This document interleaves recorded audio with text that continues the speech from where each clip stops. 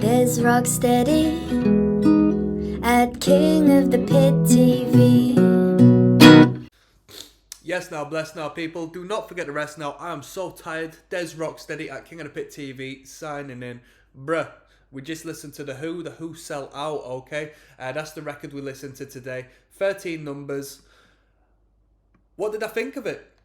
I thought it was interesting, to say the least. I thought the production was something unlike I've ever heard before. The panning, the consistent rearrangement of how the instrumentation was laid out from track to track. That was very interesting, very new to me, very experimental and creative, which I think was definitely a selling point. There was a strong novelty to the record, clearly. The Who Sell Out. I don't know which was the A-side, which was the B-side. People refer to the B-side being more psychedelic, but people were referencing the B-side whilst I was listening to the first few songs, so I don't know if that was the B-side. That would be surprising to me if that was the case.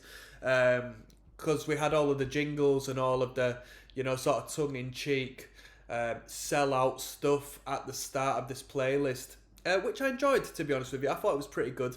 I thought it was great conceptually, and it was a great showcase of the Who's songwriting capabilities to be able to write so freely about these things. And I'm sure, either intentionally or not, it opened up a lot of doors for the band to literally, garner sync licenses to do writings for advertisements and the like, because it's essentially, giving them a little test drive, putting it on your CV that you're able to do so, which is really good.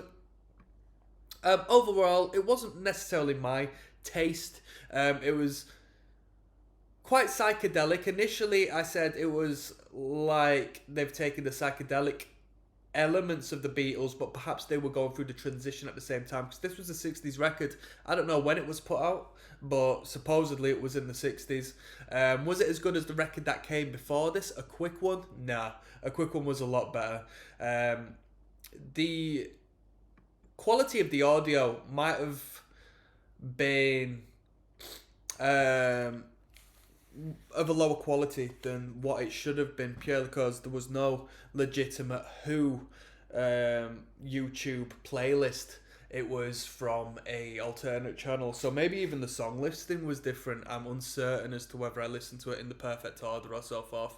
Regardless, I could hear, everything I needed to. The vocal harmonies were good. Didn't really give much room for the drumming. The drumming generally was very distant and quiet, muffled and low down in the mix, with intention. Clearly it was intentional, but they didn't allow the drummer to really show off. Who is it, Mr. Moon? Show off his capabilities, as to which later becomes a thing. A lot of guitar work, guitar very prominent. If you were to ask me about any bass lines in the record, I'd say, what bass lines? I couldn't hear none. You know what I mean? They didn't really give the bass much time to shine, or at least I consciously didn't pick up on it. They didn't bring the bass line to the forefront throughout the entirety of the record. Vocal line very good, writing very good, vocal harmonies very good, melodies very good. Novelty, yes. Is this a timeless record? There's too many jokes, too much experimentation for it to be a timeless record. It wasn't strict enough, it wasn't to the point enough, it wasn't composed well enough. And I'm not saying composed as in they're bad at composing records, because clearly they are not. They're actually very spectacular at doing so, but it wasn't as uniform as great records tend to be. If I was to rate this record, I'd give it a 6 out of 10.